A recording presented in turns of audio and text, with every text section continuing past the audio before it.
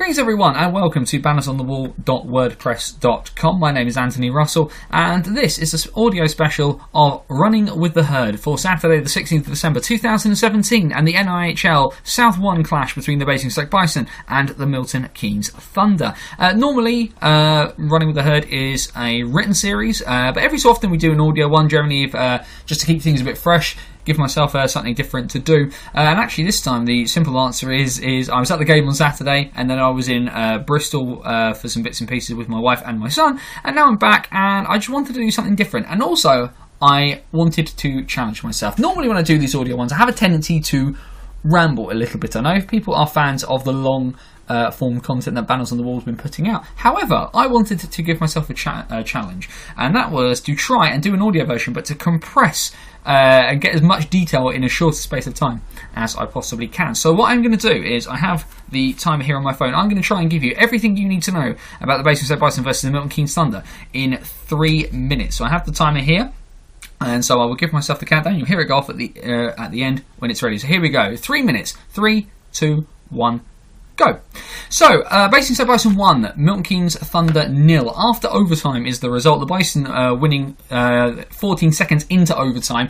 Roman Malenik forces the turnover in the Thunder zone, passes it to Dan Davies, who makes a move, sort of pokes it, gets it underneath Tomanets, and then it doesn't quite go all the way over the line, so Davies sort of finishes up, pokes it in, and it is done.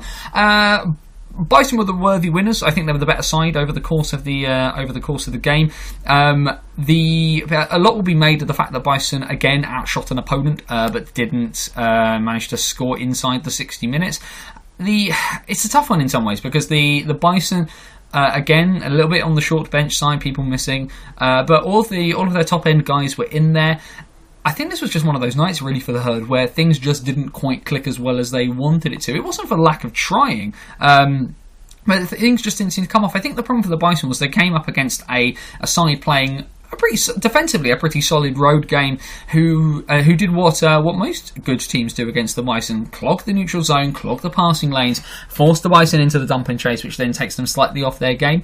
The problem in some ways then for the Bison was that just the last little touch just seemed to be failing. Vanya Antonov didn't have his best of games, I don't think. He seemed to every time the puck would seem to come to his stick for the shot, it would just sort of go either straight at somebody or he'd sort of whiff a little bit on the shot. And I think, unfortunately, arguably one of the best rising stars in the British game, just having a bit of an off night. Man of the match for the Bison goes to Hallam Wilson, which I think is fair. Hallam had a pretty industrious evening. We've really seen Hallam come out of his shell in the last couple of weeks. He started to put the puck in the net a little bit more, and I think he's getting there.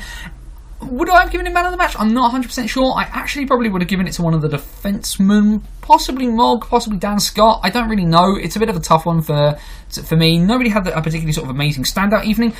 Dean Skins with another shutout, not massively tested. The Thunder's man of the match goes to Tom Annette for getting a shutout through the 60 minutes. I personally thought Annette spent a lot of time fighting the puck. For me, their best player by a mile was Tom Carlon. The Thunder were very good defensively. Going forward, they offered pretty much nothing at all. Most of their best chances came through the combination of Tom Carlon and Ross Bowers. What they actually really needed was the guy who was suspended for them, which was Rio Grinnell Park. They needed somebody, if they're going to play physical, to actually be physical on that top line, or at least that line with Bowers and Carlon, to add a little bit of space. People say it was a great defensive performance by the Thunder, but the problem is that you win games by scoring goals. The Thunder then failed to score on Sunday night at home against Streatham, and I think we can see something of the problem there. All in all, I think, as I say, Bison have gone top as a result of this win. They were the worthy winners on the night. They will be pleased with the fact that they got the win. Maybe not so pleased with the fact that they hit the pipe 4 times and just didn't seem to manage to massively convert the chances that they got. 3 minutes, ladies and gentlemen. That is us done. That is everything you need to know about the Bison. So Bison versus the Milton Keynes Thunder from Saturday in 3 minutes. Remember that we do a variety of bits and pieces here on bannersonthewall.wordpress.com. We have Running with the Herd whenever we're at a game.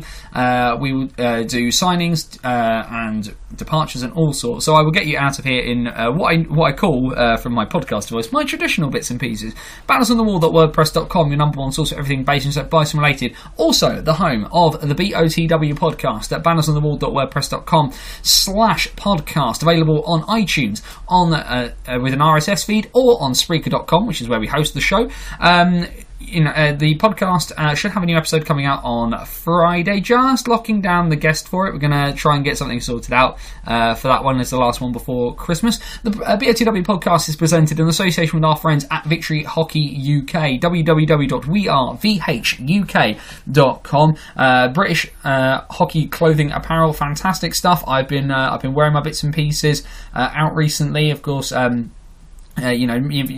it's very, very close to the knuckle for Christmas, but possibly a chance of still getting something, or maybe, you never know, maybe they're going to do a cheeky January sale and you should be able to pick up some really, really excellent stuff. They've got t-shirts, they've got hoodies, they've got snapbacks, show you a bit of British hockey spirit with our friends at Victory Hockey UK. And of course, if you like our podcast logo, which will probably be in the thumbnail of this video that's going to be on the website, that was designed by our friend Zoe Perry from ZP Stitching. You can find her bits and pieces on Twitter and Facebook at ZP Stitching. We are on Facebook, facebook.com/banners on the walls, to get both the blog and podcast stuff into your feed, and we are on Twitter at bannersOTW. So hopefully you've enjoyed that. A bit of a challenge for me, a bit of something different for everybody else. For bannersonthewall.wordpress.com. This is Anthony Russell saying stay safe and so long till next time. Hopefully we'll see you for the podcast this coming Friday.